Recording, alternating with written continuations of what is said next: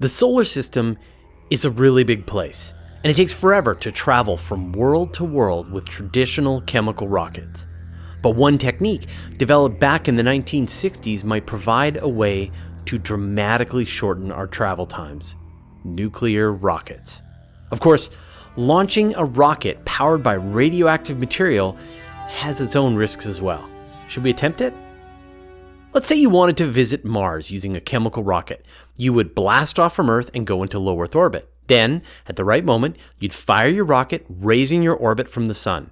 The new elliptical trajectory you're following intersects with Mars after about 8 months of flight.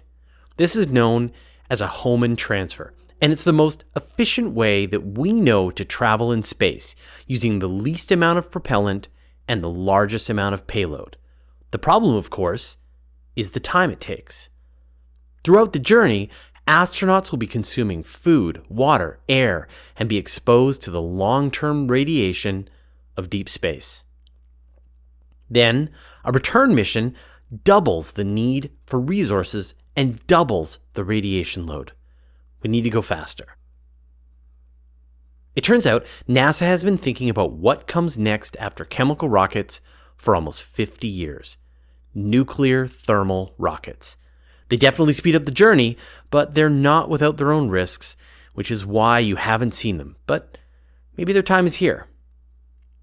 In 1961, NASA and the Atomic Energy Commission worked together on the idea of nuclear thermal propulsion, or NTP. This was pioneered by Wernher von Braun, who hoped that human missions would be flying to Mars in the 1980s on the wings of nuclear rockets.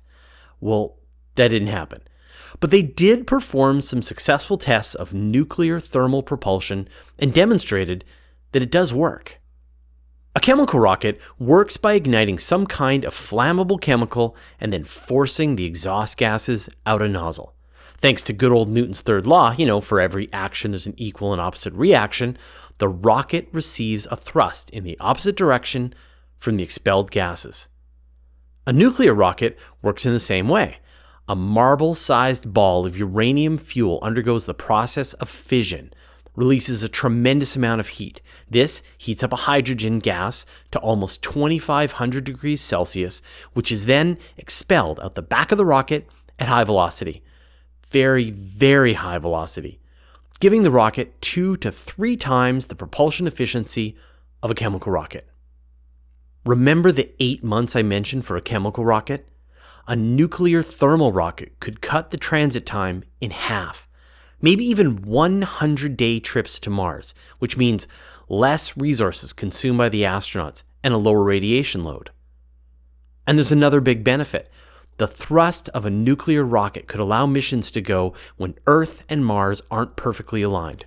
Right now, if you miss your window, you have to wait another 2 years, but a nuclear rocket could give you the thrust to deal with flight delays. The first tests of nuclear rockets started in 1955 with Project Rover at the Los Alamos Scientific Laboratory. The key development was miniaturizing the reactors enough to be able to put them on a rocket. Over the next few years, engineers built and tested more than a few dozen reactors of different sizes and power outputs. With the success of Project Rover, NASA set its sights on the human missions to Mars that would follow the Apollo landers on the moon. Because of the distance and flight time, they decided nuclear rockets would be the key to making the missions more capable. Nuclear reactors aren't without their risks, of course. A reactor on board would be a small source of radiation to the astronaut crew on board. This would be outweighed by the decreased flight time. Deep space itself is an enormous radiation hazard, with the constant galactic cosmic radiation damaging astronaut DNA. In the 1960s, NASA set up the Nuclear Engine for Rocket Vehicle Application Program, or NERVA, developing the technologies that would become the nuclear rockets that would take humans to Mars. They tested larger, more powerful nuclear rockets in the Nevada desert, venting the high-velocity hydrogen gas right out into the atmosphere. Environmental laws were much less strict back then. The first Nerva NRX was eventually tested for nearly 2 hours, with 28 minutes at full power. And a second engine was started up 28 times and ran for 115 minutes. By the end, they tested the most powerful nuclear reactor, the Phoebus 2A reactor, capable of generating 4,000 megawatts of power, thrusting for 12 minutes. Although the various components were never actually assembled into a flight-ready rocket, engineers were satisfied that a nuclear rocket would meet the needs of a flight to Mars. But then, the US decided that it didn't want to go to Mars anymore. They wanted the space shuttle instead. The program was shut down in 1973, and nobody tested nuclear reactors since then. But recent advances in technology have made nuclear thermal propulsion more appealing. Back in the 1960s, the only fuel source they could use was highly enriched uranium. But now, engineers think they can get by with low-enriched uranium.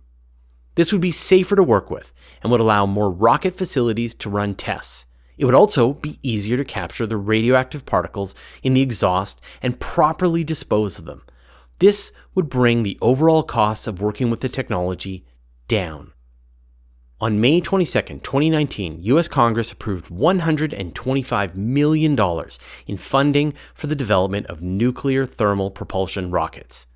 Although this program doesn't have any role to play in NASA's Artemis 2024 return to the moon, it, quote, calls upon NASA to develop a multi-year plan that enables a nuclear thermal propulsion demonstration, including the timeline associated with the space demonstration and a description of future missions and propulsion and power systems enabled by this capability, end quote. So money is flowing back into nuclear rocket research. But what about fusion rockets? When do we get to see Epstein drives from the Expanse? Well, there's good news on that front too, and I'll talk about that in a second. But first, I'd like to thank Andrew Stewart, Justin Olson, Jessica Feltz, A.D. James, Jeremy Joswick, and the rest of our 809 patrons for their generous support.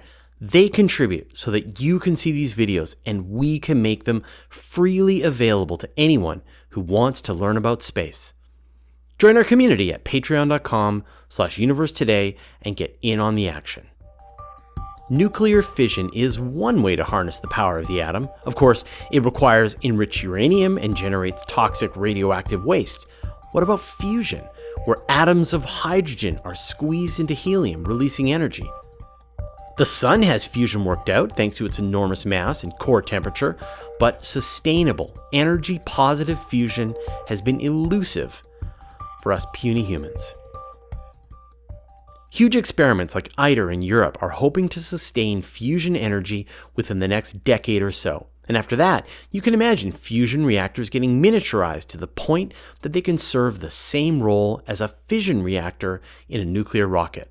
But even if you can't get fusion reactors to the point that they're net energy positive, they can still provide tremendous acceleration for the amount of mass. And maybe we don't need to wait decades. A research group at the Princeton Plasma Physics Laboratory is working on a concept called the direct fusion drive, which they think could be made ready sooner. It's based on the Princeton Field Reversed Configuration Fusion Reactor developed in 2002 by Samuel Cohen. Hot plasma of helium-3 and deuterium are contained in a magnetic container.